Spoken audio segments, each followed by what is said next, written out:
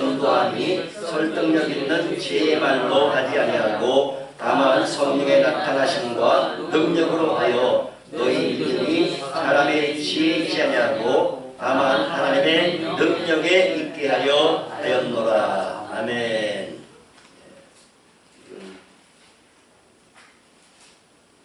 성령의 9가지 은사들에 관해서 오늘 말씀을 드리도록 하겠습니다. 오늘 사도 바울이 설교하거나 아니면 전도할 때 설득력 가지고 하지 않고 뭘로 했다고 했습니까? 성령의 나타남심과 능력으로 하여 했어요. 그래서 원어 성경에 보면 이게 성령의 나타나심하고 또 능력의 나타남 이렇게 둘로 같이 이렇게 설교로 되어 있는데, 그러니까 사도 바울이 전도할 때 이 설득력이라는 말로 하면 사람들이 잘 안 받아들여요. 왜? 이 수사법이 강하거든. 배웠기 때문에 아테네 가서도 아무리 말로 해봐야 안 받아들여. 잘 안 받아. 근데 성령이 나타나면, 표정이 나타나면 말씀을 받아들이게 됐다. 오, 진짜 하나님 살아계시네. 오, 진짜 예수님이 부활하셨는데 진짜 살아계시구나. 이렇게 해서 이 설득력 있는 말로 할 때는 별로 전도를 못했는데 이 성령이 나타나고 능력이 나타나니까 전도가 되더란 말이죠. 그래서 오늘 이 성령의 나타남, 능력의 나타남, 이거 정말로 우리가 전도하는데 꼭 필요한 필수 요소다. 필수 요소. 어떻습니까? 여러분 성령이 나타나고 있습니까? 능력이 나타나고 있습니까? 억수로 많이 나타나기를 열심히 축원합니다. 아멘. 그렇습니다.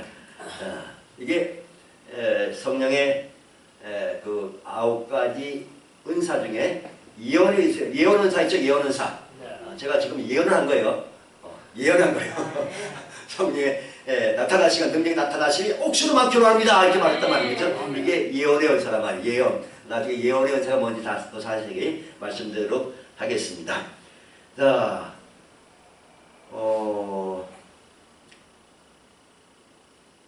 그래서 하나님께서는 구원받은 모든 사람이 다 성령 충만함을 계속 유지하기를 원하십니다. 거듭났다고 해서 구원받았다고 해서 그치지 말고 거기 성령 충만을 받아야 되고, 한번 성령 충만 받았다고 해서 점점점 다운되지 말고 계속 성령 충만을 유지해가라는 거죠. 여러분 잘 아는 대로 에베소서 5장 18절에 뭐가 있어요? 뭘 취하지 말라? 술 취하지 말라. 이는 방탕한 것이 오직 성령의 충만을 받으라. 성령으로 충만함을 받으라. 어느 교회에 편지 썼어요? 에베소 교회. 에베소 교회가 언제 성령 받았어요? 바울이 그 사도행전 19장에 보면 너희는 믿을 때 성령 받았냐 하니까 성령이 뭐예요? 우리 금시초문인데요. 그래가지고 그때 처음 성령 받았지, 그죠?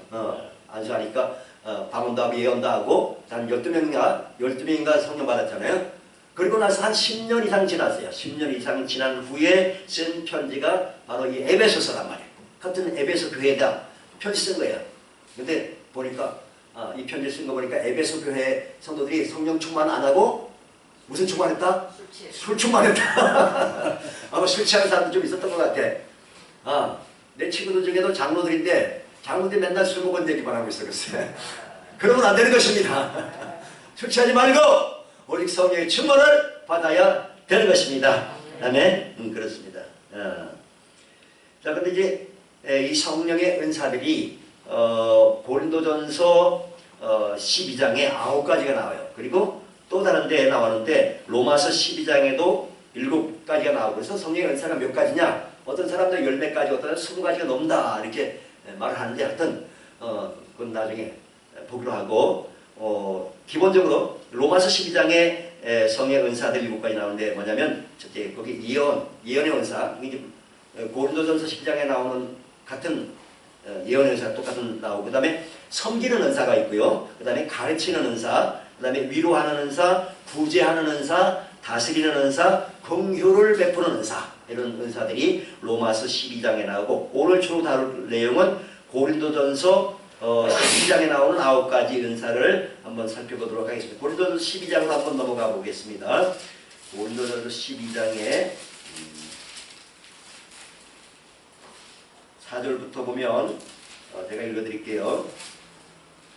고린도전서 12장 4절이야 277, 278쪽에 있습니다. 은사는 여러 가지나 성령은 같고 직분은 여러 가지나 주는 같으며 또 사역은 여러 가지나 모든 것을 모든 사람 가운데서 이루시는 하나님은 같으니 각 사람에게 성령을 나타내심은 유익하게 하려 하시니라. 어떤 사람에게는 성령으로 말미암아 지혜의 말씀을, 어떤 사람에게는 같은 성령을 따라 지식의 말씀을, 다른 사람에게는 같은 성령으로 믿음을, 어떤 사람에게는 한 성령으로 병 고치는 은사를, 어떤 사람에게는 능력 행함을, 어떤 사람에게는 예언함을, 어떤 사람에게는 영들 분별함을, 다른 사람에게는 각종 방언 말함을, 어떤 사람에게는 방언들 통역함을 주시나니 이 모든 일은 같은 한 성령이 행하사 그의 뜻대로 각 사람에게 나누어 주시는 것이니라. 아멘. 성령에 나타나시면은 그게 두 가지가 있어요. 하나는 성령의 열매고요. 하나는 성령의 은사들이에요. 열매와 은사. 어느 게 중요할까요? 네? 네, 둘 다 중요한데 은사보다는 열매가 중요해요. 왜? 열매는 그 사람의 됨됨이를 말하는 거예요. 어떤 사람이냐, 성령의 사람이냐. 다시 말하면 예수님 성품의 사람, 하나님 성품의 사람으로 바뀌었냔 말이죠. 근데 성품이 안 바뀌었는데 은사만 나타나죠. 뭐니까 은사만 많이 나타나면 어떻게 될까? 교만해지고 더 교만해지면 어떻게 돼요? 이단 사이비로 하죠. 지가 하나님이라 하죠. 누가 그런 사람 누가 있어요? 문선명, 박태선, 하여튼 기타 등등 많죠. 그러니까 이 하나님의 사람으로 성품, 예수님의 인격을 닮아, 인격과 성품을 닮아가는데 이거보다 은사만 더 강조하면 교만해지고 자기 잘난 체하고 자기가 이제 교주돼 버리고 그렇게 영 잘못된 길로 가기 때문에 은사보다 열매가 더 중요하다는 것을 미리 말씀드리고 오늘 이제 이 고린도전서에 나오는 성령 은사 9가지가 있는데 9가지를 또 셋으로 나누면 지난번에 한번 말씀드린 것 같은데 첫째는 계시의 은사가 있어요. 무슨 은사요? 계시의 은사가 3가지인데 첫째는 지식의 말씀의 은사, 그 다음에 두 번째는 지혜의 말씀의 은사, 세 번째는 영들 분별하는 은사. 이 3가지가 계시의 은사예요. 그 다음에 능력의 은사가 있어요. 능력. 아까 성령에 나타나시니까 능력의 나타남이라는데 바로 이 능력의 은사를 말하는 거예요. 능력의 은사는 믿음의 은사, 그 다음에 능력 행함의 은사, 그 다음에 병 고치는 은사. 이 3가지가 능력의 은사고 그 다음에 또 나머지 3가지는 발성의 은사, 발성의 은사. 발성의 은사는 예언의 은사, 방언의 은사, 방언 통역의 은사. 이 3가지가 있습니다. 한 가지씩 차례로 말씀드립니다. 9가지 중에 자 계시 은사 중에 첫 번째 지식의 말씀의 은사. 지식의 말씀의 은사. 지식의 말씀의 은사 뭘까요? 옛날에 어떤 분이 은사가 강하다고 해서 제가 모시다가 이 말씀을 들었는데 지식의 은사는 이 성경의 아주 지식을 잘 이렇게 깨닫게 해주는 게 지식의 은사다 그러더라고요. 맞죠? 네. 그런 게 지식의 은사가 아니고요. 지식의 은사는 뭐냐면 하나님의 선하신 목적을 위해서 초자연적인 계시를 통해서 어떤 사람의 과거나 현재의 상황을 깨닫게 해주시는 것을 지식의 말씀의 은사라고 하는 것입니다. 하나님의 선하신 목적을 위해서 그 사람의 어떤 사람의 영적인 상황, 과거와 현재의 상황을 하나님께서 특별하게 보여주시는 거예요. 그러면 그 사람이 어떤 갖고 있는 영적인 문제들을 해결할 수가 있겠죠. 그죠? 그것이 지식의 말씀의 은사라는 것입니다. 예를 들면 사도행전 9장에 보면 하나님이 환상 중에 아나니에게 나타나셨어요. 아나니에게 환상을 통해서 지금 누굽니까? 직가로 가가지고 사울이라고 하는 사람, 사울이라고 하는 사람 바울, 그 사람을 이제 만나라 그랬어요. 그 사람이 지금 기도하고 있다. 환상 중 기도하는 모습을 보여줬단 말이죠. 그 사람을 찾아가라 그랬어요. 이것이 바로 지식의 말씀의 은사다. 과거나 현재 그 사람이 지금 어떤 상태에 있는가를 보여주는 거예요. 환상으로 아니면 뭐 직감적으로 알게 해주시는지, 또 때로 간혹은 이제 꿈으로도 알려줄 수가 있습니다. 또 한 가지 예는 요한복음 4장에 보면 예수님이 그 사마리아 우물가에 가셔서 누굴 만났죠? 어떤 여자를 하나 만났잖아요. 그죠?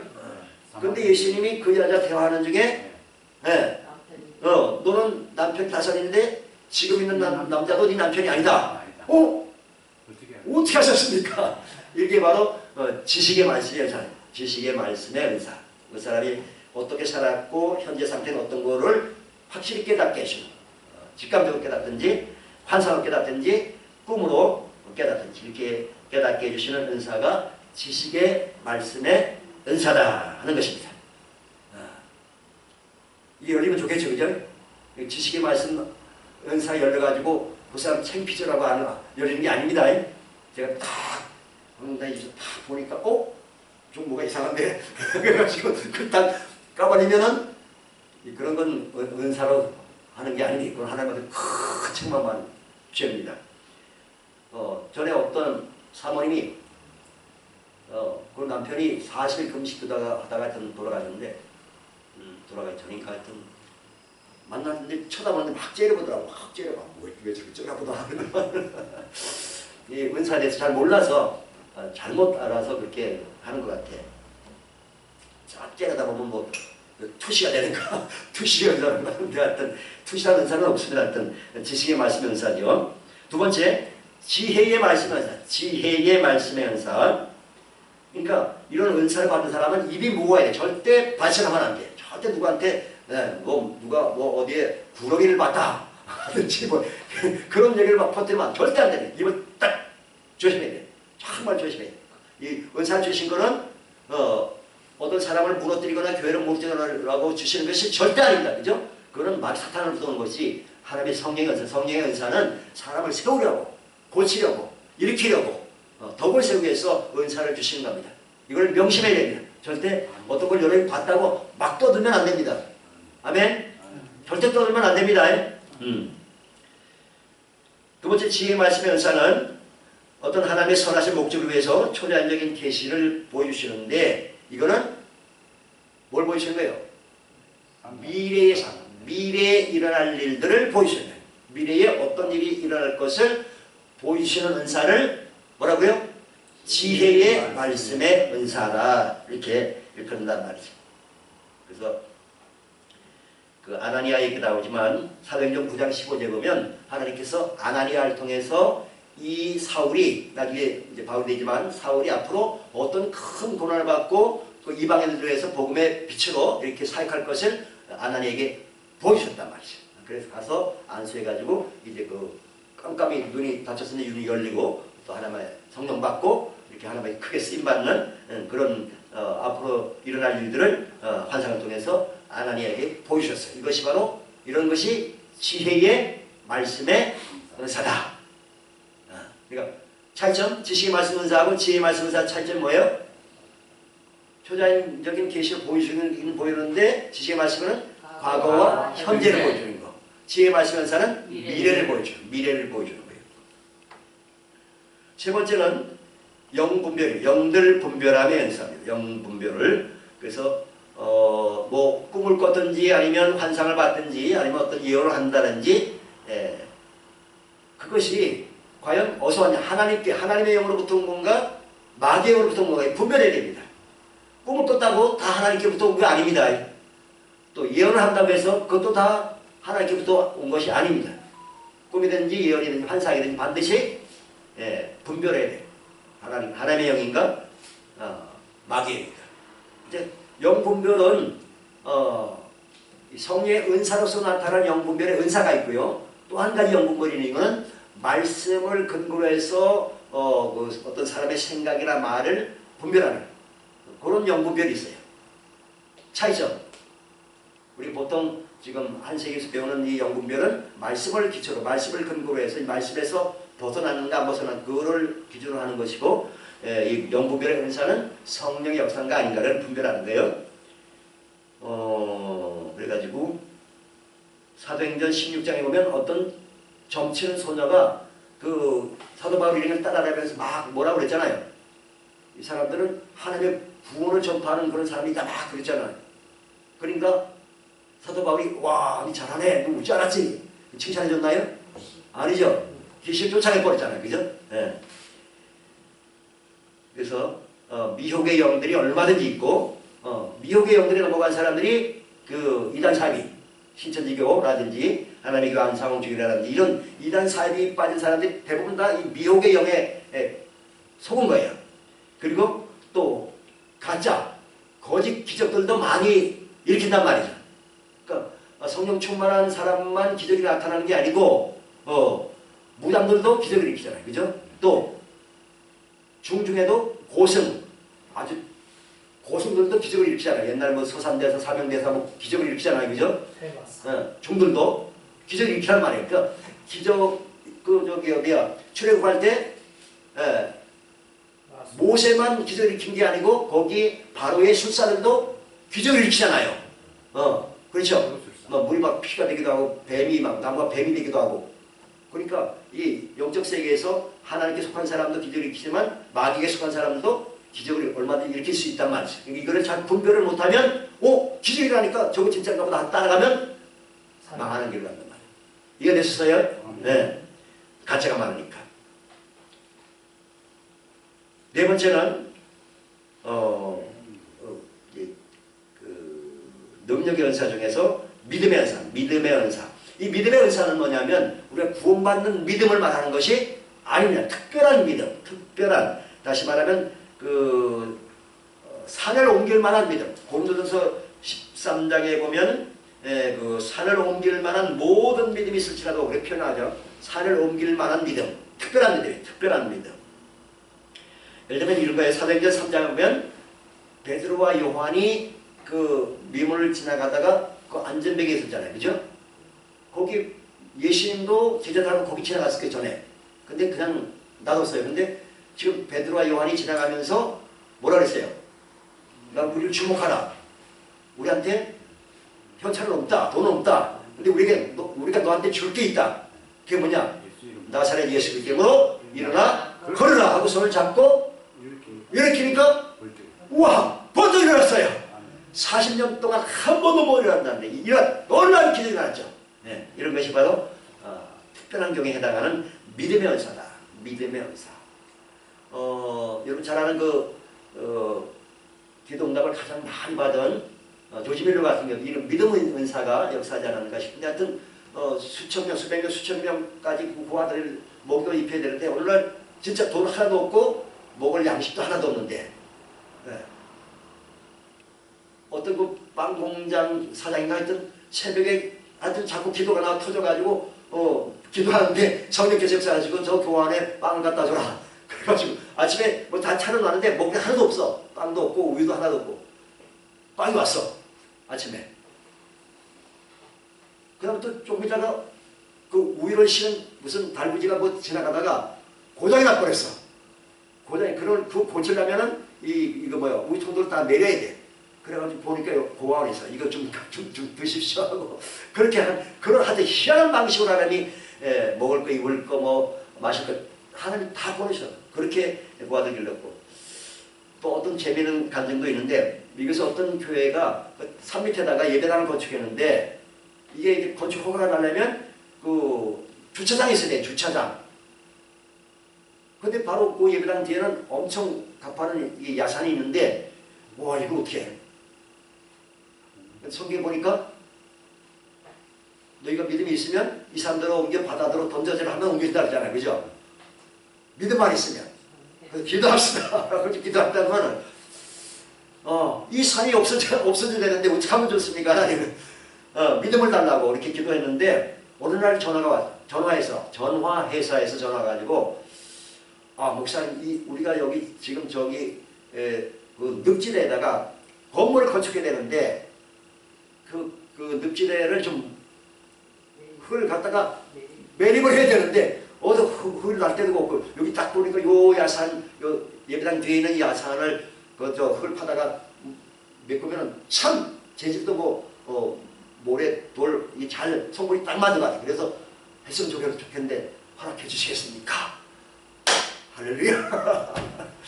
그래가지고 다 갔다 그냥 그 산을 다 옮겨와서 산에 옮겨갔어요. 실제로. 그래서 다 편판을 해주고 거기 주차장이 생기고 그럼 놀라운 일이 실제로 있었답니다. 예, 이렇게 특별한 믿음의 은사. 믿음의 은사. 다섯 번째 능력 행함의 연사. 능력 행함의 연사. 이것은 예를 들면 그러니까요. 구약에 보면 엘리사가 그 자기 스승 엘리야가 하늘 올라가 나서 뭘 받았어요? 거듭 받았잖아요. 그 거듭 받고 요단강을 건너가야 되는데 어떻게 했어요? 요단강을 쳤잖아요. 엘리야 하나님 어디 계십니까? 하고 막 쳤잖아요. 그랬더니 요단강이 갈라졌어요. 이런 능력 행함. 예수님께서 물로 포도주를 만드는 거. 또 물고기 5마리 아니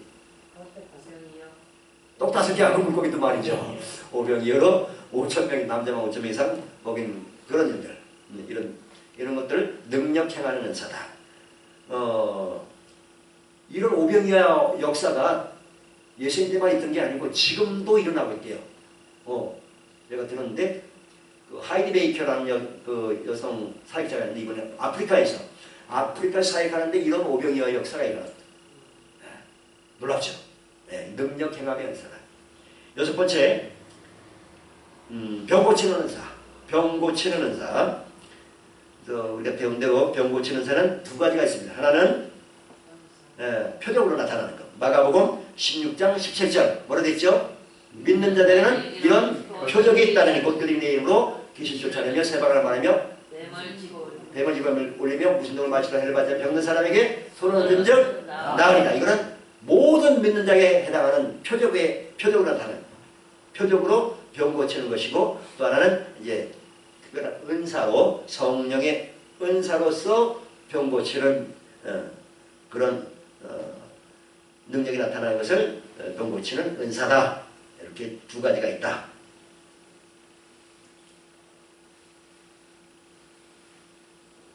일곱 번째, 이제 발성 은사 중에서 예언 은사, 예언. 자, 예언에도 두 가지가 있어요. 두 가지가 있는데, 첫 번째는 오늘 고린도전서 12장에는 그 9가지 은사가 있고 14장에는 그 은사들을 구체적으로 어떻게 이제 나타나고 활용하는지에 대해 목적에 대해서 자세하게 말씀하고 있는데, 고린도서 14장 3절에 보면 그러나 예언하는 자는 사람에게 말하여 덕을 세우며 권면하며 위로하는 것이요, 그렇게 되어 있어요. 그러니까 이 예언의 은사는 뭐냐면 덕을 세우는 거, 덕을 세우는 거. 덕을 세운다는 말은 건물을 세운다, 사람을 세워주는 거예요. 세워주는. 그러니까 권면하고 위로하고 이렇게 칭찬하는, 축복하는 그런 메시지를 통해서 사람을 세우는 거, 이거를 예언의 은사다. 여기 성령의 은사로서의 예언의 은사다 하는 것입니다. 여러분도 예언할 수 있습니다. 그럼 생각나는 말씀을 가지고 옆 사람한테 한마디 해주면 돼요. 그게 예언의 은사예요. 한번 해봐요. 서로 해봐요. 생각나는 말씀을 가지고 옆 사람한테 그 말씀대로 한번 위로하든지 권면하든지 축복하든지 한번 해봐요. 할 수 있어요? 없어요? 없습니다. 해봐요. 한번. 야, 아무나 여러분 저한테 한번 예언 좀 해봐요. 말씀을 가지고 예언해봐요. 누가 할래요? 아무 말씀을 붙잡고 그 말씀이 목사님한테 이루어지고 합니다. 그러면 그게 예언이란 말이에요. 아멘. 술 취하지 마십시오. 여러분에게 아브라함의 복이 임하기 원합니다. 아멘. 그렇게 하면 되는데 그게 예언의 은사란 말이죠. 그 사람을 위로하고 권면하고 세워주는 거. 됐죠? 그게 예언의 은사. 이건 누구나 다 할 수 있어요. 그 다음에 또 다른 예언의 은사가 있는데, 이거는 그 에베소서에 보면 그 교회에 5가지 직임이 있어요. 5가지 직임. 들어봤어요? 5가지 직임? 첫째 사도, 선지자, 복음 전하는 자, 목사, 교사, 이 5가지 직임이 있단 말이죠. 에베소 4장에. 근데 거기 보면 사도, 선지자, 두 번째 선지자라는 직임이 있어요. 선지자라는 직분인데, 이 선지자가 미래에 일어날 일을 말하는 것을 예언이라 한단 말이죠. 그러니까 아까 이 고린도서 14장에 나온 성령의 은사하고 이 선지자가 미래에 일어날 일을 얘기하는 거하고는 다른 거예요, 전혀. 이해가 되셨어요? 네. 예를 들면 그 사도행전 11장에 보면 그 아가보라고 하는 선지자가 나와요. 그렇죠? 사도행전 11장 아가보라고 하는 선지자가 뭐라고 얘기냐면 그 장래 얼마 안 있어가지고 큰 흉년이 될 것이다. 그렇게 예언했어요. 됐어요? 안 됐어요? 실제로 그렇게 일어났어요. 흉년이 일어났어요. 그런 것을 이 선지자적인 예언이다. 이렇게 말씀드릴 수가 있겠습니다. 그 다음에 8번째 은사, 방언은사입니다. 방언은사. 방언은사는 너무너무 중요한 겁니다. 하나님은, 성령님은 믿는 모든 사람이 다 방언을 많이 원합니다. 방언은 모든 은사의 가장 기초가 되는 은사입니다. 방언을 많이 하면 하나님과 나의 영적인 교통교제가 이루어지고 또 보호도 되고 치유도 일어나고 영적으로 충전되기도 하고 너무나 좋은 은사가 방언의 은사입니다. 그래서 이 방언의 은사는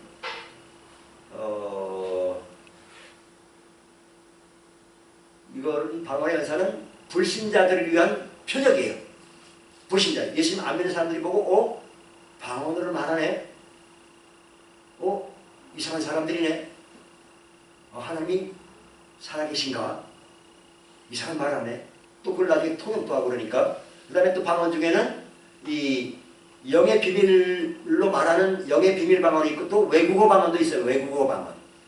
전혀 외국어를 내가 공부를 안 했는데 어느 특별한 순간에 하나님이 외국어가 터져나오게 하는 거예요. 외국어. 그래서 그렇게 해서 사람을 전도하는 거예요. 예를 들면 그런 거예요. 미국에서 어떤 그 청년이, 대학생이 자기랑 친구가 있는데 유대인 친구를 전도하려고 딱 한 번 우리 교회 가자. 부활절인데 딱 한 번 가자.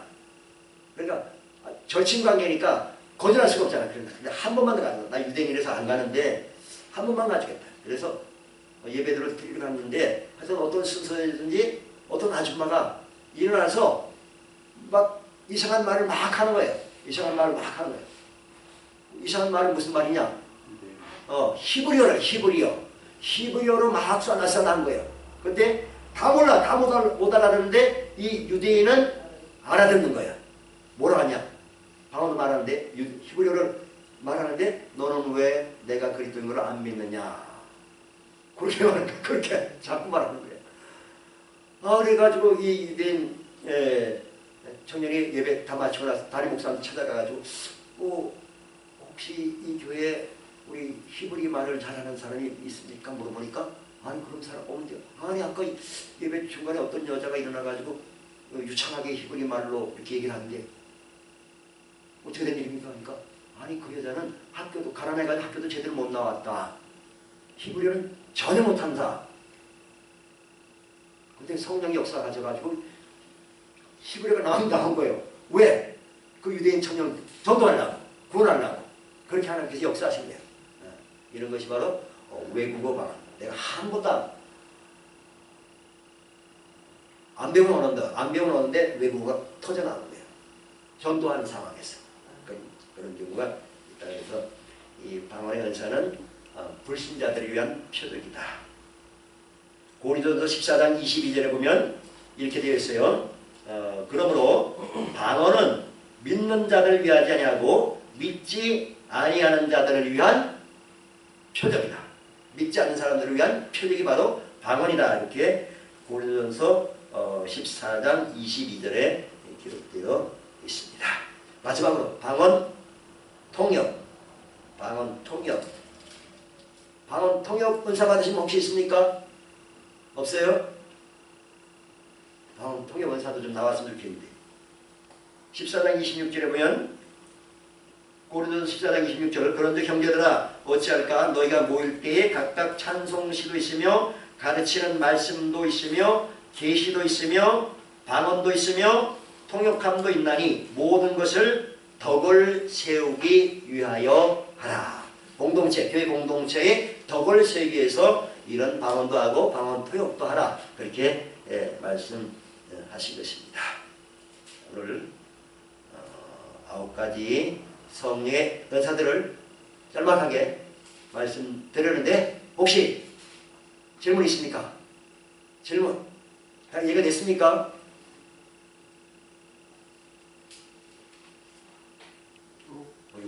목사님만 끄떡끄떡하네. 이해가 된 말이다.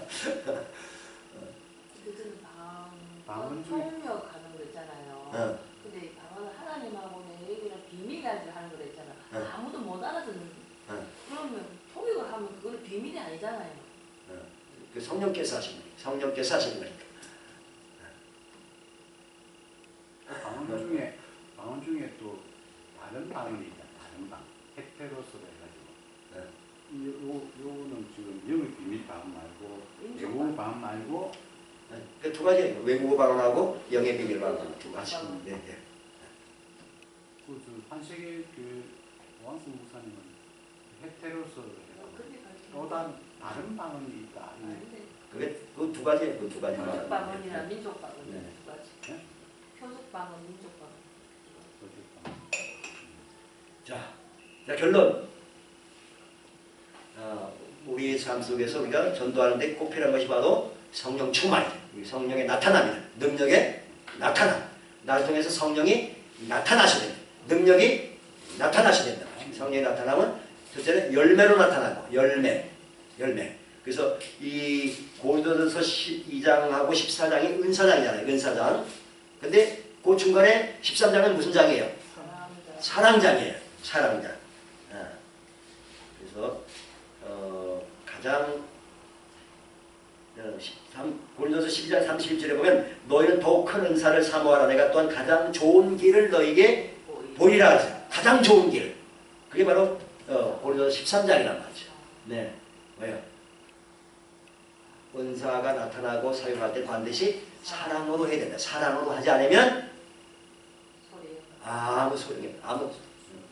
우리는 깽가리가 되고 사랑이 없으면 아무것도 아니다. 은사가 좋은 거지만 사랑을 하지 않고 자기 과시욕을 한다든지 하여튼 뭔가 자기 자랑하고 이렇게 한다든지 하면 전혀 유익이 안 된다. 상도 없단 말이야. 상도 없어. 그러니까 사랑을 따라서 해야 된다. 사랑을 추구하면서 신령한 것들을 사모하되 특별히 예언을 하려고 하다. 14장 1절에 그렇게 기록되어 있습니다. 반드시 사랑을 추구하면서 신령한 은사들을 삼아. 사랑이 없으면 아무것도 아니다. 여러분이 성령의 열매도 많이 나타나고 은사들도 많이 나타나고 능력, 특별히 성령의 그 은사 중에서 능력의 은사, 믿음의 은사, 능력 행함의 은사, 병 고치는 은사 이런 은사들도 능력의 은사도 많이 나타나가지고 많은 영혼들을 한 영혼에도 구원할 수 있는 구원의 통로로 축복의 통로로 아름답게 크게 쓰임받는 저와 여러분들에게 예수 이름으로 축원합니다. 아멘. 기도하겠습니다. 감사합니다. 아버지여 예수님 감사합니다. 성령 하나님 감사합니다. 사도 바울이 복음 전파할 때에 내 말과 내 전도함이 설득력 있는 지혜의 말로 하지 아니하고 다만 성령의 나타나심과 능력의 나타남으로 하여서 너희 믿음이 사람에 지있지 않고 다만 하나님의 능력에 있게 하려 하였노라고 고백하였습니다. 아버지여 오늘 우리에게 성령의 아름다운 열매들이 또 성령의 은사들이 많이 나타나서 우리가 구원의 통로로 축복의 통로로 쓰임받기에 부족함이 없도록 도와주시옵소서. 과거 구약시대에는 참으로 아주 특별한 소수 사람, 예를 들어서 왕이나 선지자나 또 제사장들만 성령의 기름 부음 받았었습니다. 그러나 신약시대에는 성령께서 믿는 자 누구에든지 내주하셔서 충만하셔서 성령의 아름다운 열매들과 은사들이 나타나게 하심으로 참으로 천과 귀한 영혼들을 구원하고 또 그들을 주께로 이끌 수 있는 그런 축복의 통로로 오늘날 우리들을 사용해 주심을 감사합니다. 날마다 성령 충만, 능력 충만한 삶으로 인도하여 주시옵소서. 예수님의 이름으로 감사하며 기도합나이다. 아멘.